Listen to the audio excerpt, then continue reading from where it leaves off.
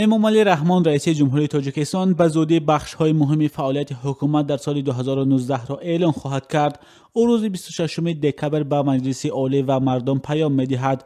این 17مین پیامی او در طول رهبری‌اش است.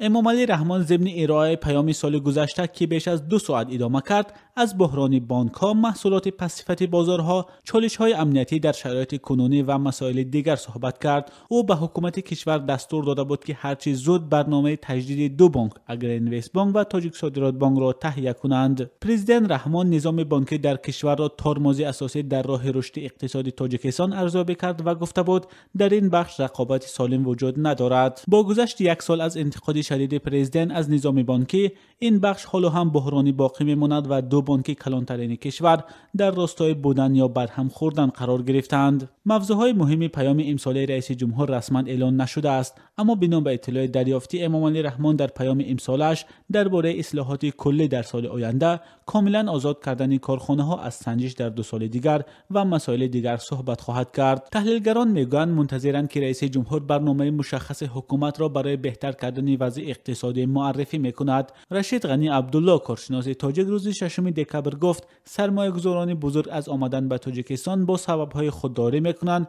و این مشکل نیاز به حل فوری دارد.